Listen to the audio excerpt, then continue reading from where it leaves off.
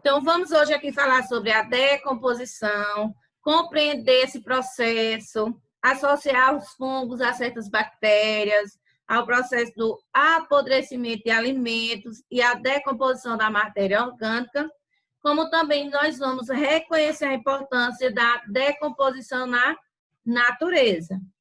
Então, ao longo desse capítulo, vocês conhecerão a participação de alguns fungos e bactérias na decomposição e a importância ecológica desse processo, e dessa forma, esse capítulo ele vai auxiliar no desenvolvimento de vocês, em algumas habilidades aí, tá? Então, vamos dando uma olhadinha aqui, prestar bastante atenção, porque que maravilha seria se todos os alimentos não estragassem com o tempo, não é mesmo? Então, você olhando aqui para essa maçã, olha como ela é linda no início, e infelizmente ela acaba apodrecendo se ela não for consumida. E que bom seria se os alimentos não se estragassem, não é mesmo? Apesar de parecer uma vantagem, a falta de organismos decompositores poderia ser um grave problema mundial. Então, se não houvesse aí a decomposição, já seria um problema. Então, não seria assim algo vantajoso se os alimentos não estragassem. Porque nós precisamos aí desses decompositores para o nosso planeta, para a nossa decomposição. Aí a gente precisa deles. Primeiramente, devemos lembrar que todos os seres vivos, eles são formados por matéria orgânica. E assim que eles morrem, essa matéria ela é degradada. Então, todo material, todo alimento, tudo que a gente tem aqui, todo organismo, ele é formado por, todos os seres vivos, eles são formados por matéria orgânica. E eles morrem e essa matéria ela tem que ser degradada. E esse processo natural, ele é chamado de decomposição, e ela é realizada aí por heterotróficos, chamados de decompositores. Como, por exemplo, aí nós temos alguns fungos, algumas bactérias. Então, a gente já estudou aí sobre fungos e bactérias, já vimos aí a função deles também, já estudamos, já vimos esses casos. E os seres decompositores, eles nutrem-se dos restos dos seres vivos, tais como plantas, animais, e eles liberam na natureza os sais minerais e outros nutrientes. Lembram aí quando a gente estava estudando sobre as plantas que produzem seu próprio alimento, que tem que estar aí, elas vão acabar liberando sais minerais, nutrientes, né? Então, como elas vão produzindo seu próprio alimento, elas também vão estar aí produzindo sais minerais e alguns nutrientes. E essas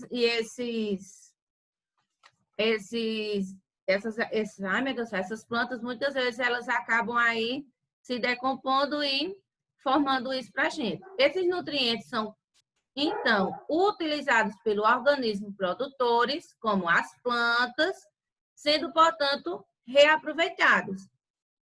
Desta forma, nós podemos concluir que a decomposição ela favorece a ciclagem dos nutrientes. Então, ela é muito importante aí para que haja essa ciclagem. A decomposição ela é muito importante nesse processo. A decomposição ela faz com que cadáveres de animais e restos de plantas e até mesmo nossos alimentos eles sejam degradados. É por isso que muitas vezes esse processo ele não é visto com bons olhos. Então, é importante que isso aconteça. Os animais e plantas mortos, fezes, urinas, folhas, galhos, outras partes de plantas e restos de alimentos, eles são chamados de matéria orgânica, e muitos fungos se alimentam dessa matéria livre no ambiente, e para se alimentar, eles liberam no meio em que vivemos líquidos digestivos que quebram a matéria orgânica, gerando substâncias menores e mais simples. Então, aí acontece a decomposição ou o apodrecimento. Então, nós chamamos de decomposição aqui no caso dos animais e podemos chamar de apodrecimento no caso dos alimentos. Entretanto, a decomposição ela é fundamental para a manutenção da cadeia alimentar, além de evitar que o planeta seja um grande depósito de seres mortos. Imagina aí, só morrendo e sendo depositado ali. Então, tem que ter essa decomposição, né? Sem a decomposição seria impossível, por exemplo, a manutenção da vida, uma vez que alguns nutrientes não retornariam ao meio e os organismos que não conseguiriam obtê-los, eles morreriam. Então, é importante aí esse processo da decomposição para que haja manutenção na vida e que esses nutrientes retornem ao meio e que os organismos possam obtê-los para sobreviver. E todos os compostos orgânicos que são capazes de sofrer a decomposição, eles recebem o nome de biodegradáveis. E aqueles que não sofrem esse processo são chamados de não biodegradáveis. E uma curiosidade aqui é que vale lembrar que, em alguns casos, os organismos eles não sofrem total decomposição, mas podem ser cobertos por sedimentos e ambar ou passar por congelamento, por exemplo. Nesses casos, podem ser chamados de fósseis, que são os restos de organismos antigos ou evidência da sua existência preservada. Então, nesse caso aqui, alguns não se decompõem por total e eles acabam sendo cobertos por sedimentos, acabam sendo congelados e eles acabam se tornando fósseis. Vamos ouvir aqui esse pequeno vídeo aqui, bem rapidinho para vocês. Deixa eu ver se tá liberado. Olha cá.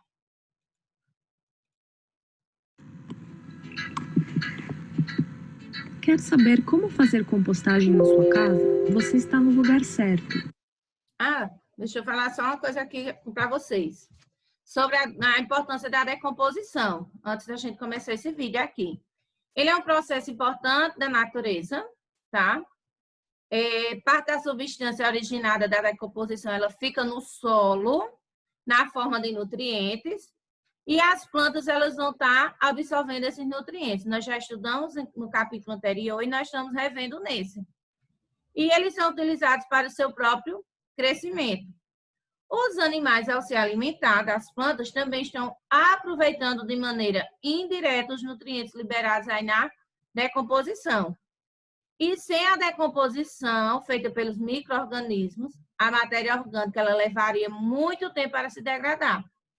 Então, haveria aí um acúmulo de animais e plantas mortos e os restos de alimento e outros detritos. Então, nosso planeta seria assim bem redorentinho, né? Se eles não fossem se decompondo.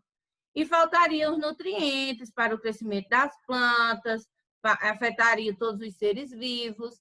Então, é importante e nós temos como fazer uma compostagem na nossa casa.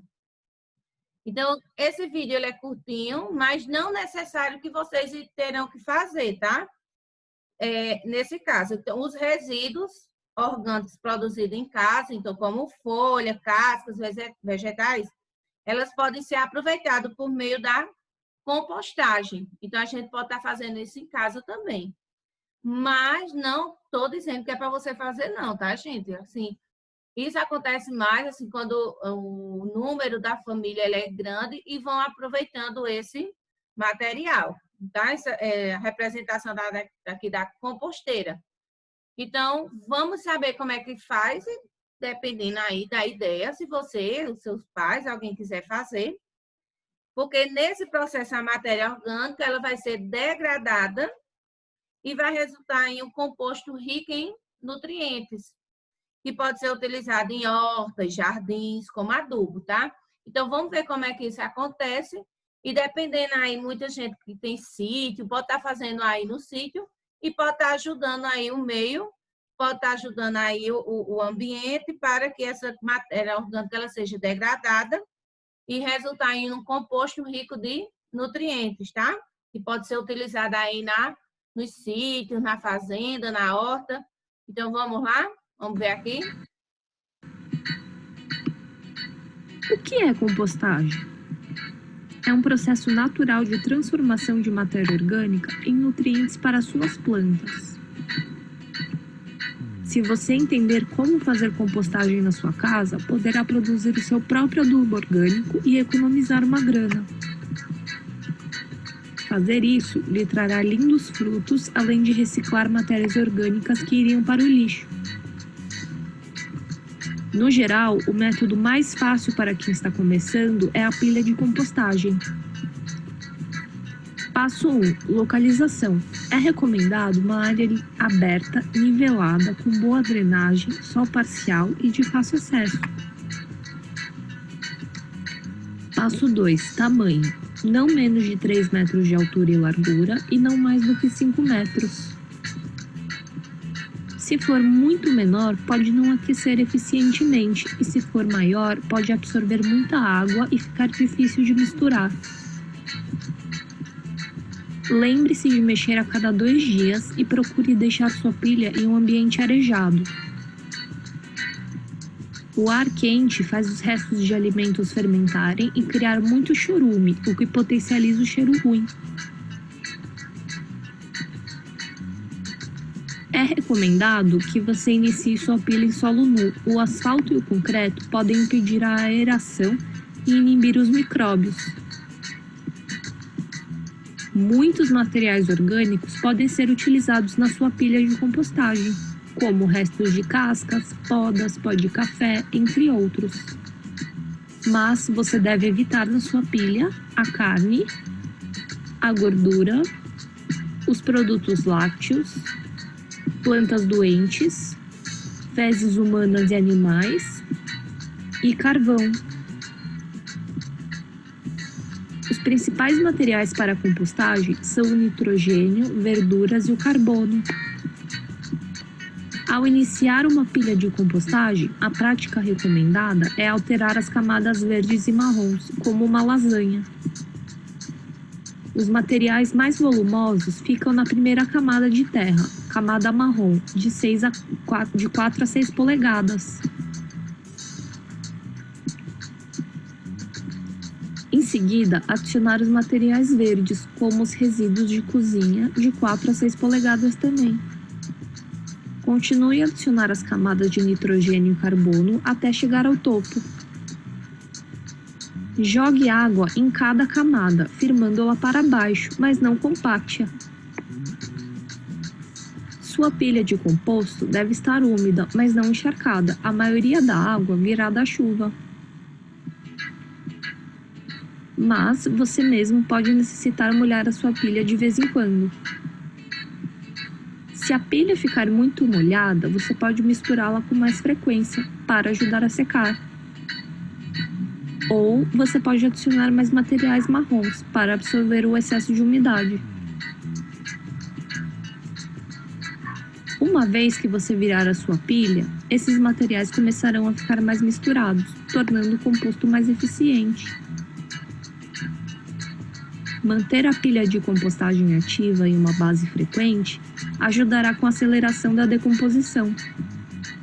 Então é isso. Se você quiser se aprofundar nesse assunto, deixarei um link aqui na descrição do vídeo. Se foi útil para você... Então, gente, vocês podem aí... O que é que tem que evitar colocar nessa representação da composteira aí, na composteira? Carne, gordura, nada de lácteo, nada de plantas doentes, nada de fezes nem carvão. Então, você pode estar usando aí restos de comida, cascas, folhas, e você pode estar aí, você vai estar aproveitando e fazendo aí a decomposição desses materiais, que podem servir depois como adubo. E ciclo da matéria e o fluxo de energia. A maior parte da vida terrestre, ela depende da energia luminosa emitida pelo Sol, como a gente já viu em aula passada, quando nós falamos sobre a fotossíntese. E apenas 40% da energia luminosa que atinge a Terra, ela atinge a superfície terrestre. E desta, menos de 5% ela é aproveitada pelos seres fotossintéticos. Os seres fotossintéticos são os seres vivos que aproveitam a energia solar, como as plantas e outros organismos, semelhantes a algas verdes e a cianobactérias. E a energia entra no ciclo biológico através da fotossíntese. E a circulação de matéria e fluxo de energia nos ecossistemas. Então, a principal fonte de energia é qual? O Sol, onde o fluxo de energia no ecossistema ele é unidirecional e a matéria descreve um percurso cíclico num ecossistema.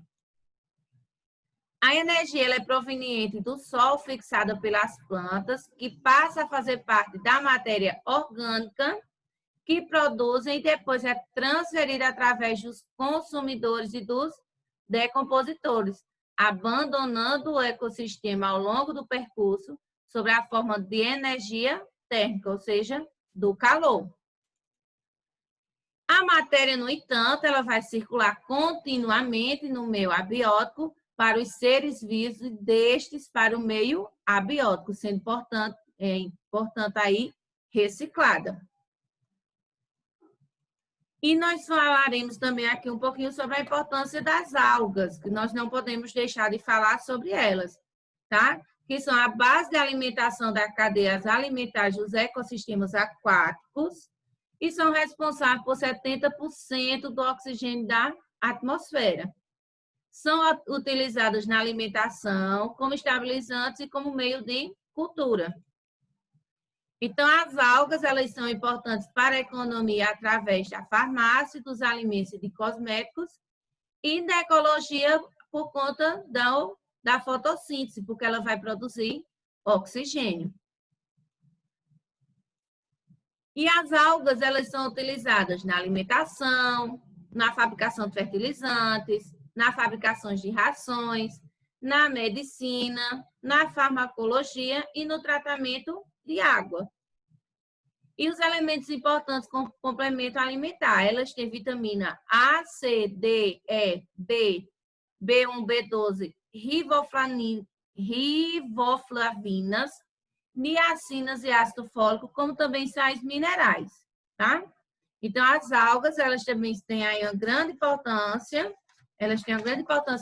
para nós, porque assim como as plantas, elas irão produzir a clorofila e a capacidade de realizar a fotossíntese, produzindo também seu próprio alimento. E elas podem ser encontradas aí nos oceanos, rios, lagos e ambientes terrestres úmidos também. E as águas são numerosas e diversificadas. Então, agora nós vamos estar dando continuidade aqui para vocês estarem fazendo a atividade, tá bom? Então, vamos dar aqui a explicação para vocês estarem respondendo.